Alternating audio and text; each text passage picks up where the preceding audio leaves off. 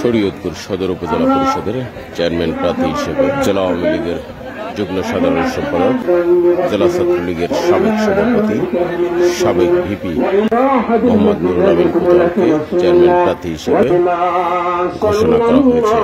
সোমবার ঈদ পরবর্তী উপজেলা নির্বাচনকে সামনে রেখে এক মত বিনিময় সভায় সকল নেতাকর্মীদের মতামতের ভিত্তিতে সদর উপজেলা পরিষদের চেয়ারম্যান প্রার্থী হিসেবে নুরুল আমিন কোতোয়ালের নাম ঘোষণা করেন শরীয়তপুর জেলা আওয়ামী লীগের সাবেক সভাপতি, শরীয়তপুর পৌরসভার সাবেক মেয়র আব্দুর রব মুন্সি।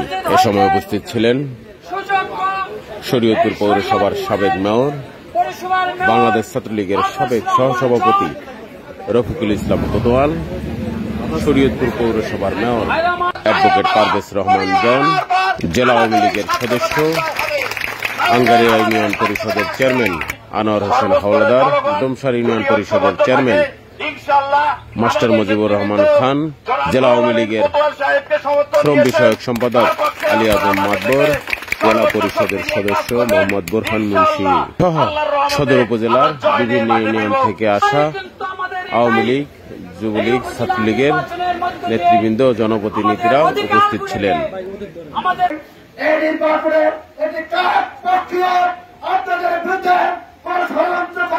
কিছু করতে পারবে না, ইনশাল্লাহ আমরা আপনাদের পাশে আছি, থাকবো।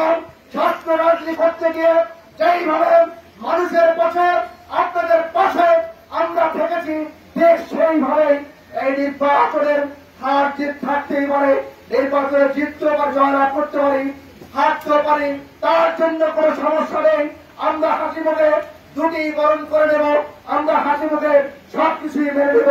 কিন্তু কেউ যদি এই নির্বাচনে অন্যায় ভাবে প্রভাব খাটাতে চায়, আমরা সেই অন্যায় প্রভাবকে মুক্ত করে ইনশাল্লাহ আপনাদেরকে আওয়ামী লীগের আদর্শের একজন কর্মী। আমি পারিবারিক ভাবে এটা বলতে পারি যে আমাদের দুই ভাইয়ের মধ্যে না, আমাদের কোনো ভাইয়ের সাথে আমাদের কোনো দ্বিধাদ্বন্দ্ব নাই। আর এক ঘরে বসবাস করতে গেলে আমাদের হয়তো একই আপন ঘরে আপন পাঁচ ভাইয়ের মধ্যে অনেক সময় অনেক কথাবার্তা, সেটা পারিবারিক কোনো বিষয়ে থাকতে পারে। রাজনৈতিক দিক থেকে আমি যদি এমপি নমিনেশন পাই, আমি বিশ্বাস করি নুরুল আমিন কোতোয়াল আমার বিপক্ষ অবস্থান নেবে, আমি বিশ্বাস করি। করতে চাই, এটা আপনারা জানেন, বিগত পার্লামেন্ট নির্বাচনে চারণের মতো পালং জাতিরা প্রত্যন্ত অঞ্চলে ঘুরে বেরিয়েছে। আপনারা হাজার আজকে জননেত্রী শেখ হাসিনা, বাংলাদেশের প্রধানমন্ত্রী, তিনি আওয়ামী লীগের সভানেত্রী, তিনি যে সিদ্ধান্ত দিয়েছেন, এই সিদ্ধান্ত আমরা যারা আওয়ামী লীগ করি আমাদের সকলের জন্যই সেটা পালনীয়, গ্রহণযোগ্য। কেউ যদি বলে যে না, এই সিদ্ধান্ত আমি মানি না, আমি যা বলি সেটা করতে হবে, সেটা শুধু বলতে পারেন, কিন্তু সেটাই বাংলাদেশের মানুষ, আওয়ামী লীগের নেতা কর্মীরা সেই কথা শুনবে না এবং শোনার প্রস্তুতি আছে। আজকে এই সমাবেশে আমি আপনাদের কাছে যে কথাটা বলছি, ইতিমধ্যেই আপনারা শুনেছেন যে নুরুল আমিন কোতোয়াল ইচ্ছা প্রকাশ করেছেন যে নির্বাচন করবেন, উপজেলা পরিষদের নির্বাচন করবেন। তার সম্পর্কে আপনারা জানেন যে ছাত্র রাজনীতি করেছেন এবং ছাত্র রাজনীতি নামে সময় ছিল। তারপরে আওয়ামী লীগের রাজনীতির সাথে তিনি ওতপ্রোতভাবে দারুণভাবে জড়িত, জেলা আওয়ামী লীগের সাধারণ সম্পাদক হিসাবে তিনি কাজ করছেন।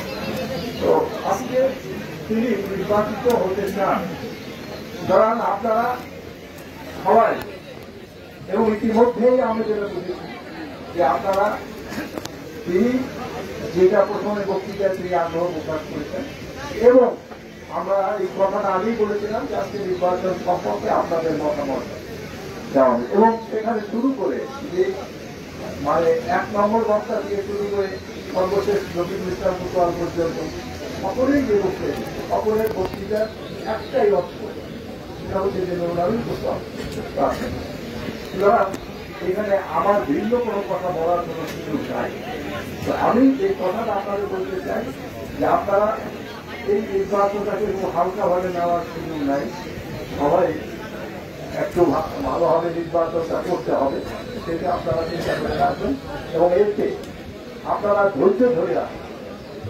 এই সমস্ত পরিস্থিতি মোকাবিলা করতে হবে। আপনারা এই পরিস্থিতি মোকাবিলা করতে হবে ধরে ধরে আপনারা কেউ উশৃঙ্খল আচরণ করবেন না এবং উশৃঙ্খল আচরণের দিকে কেউ যাবেন না। কিছু লোক পারে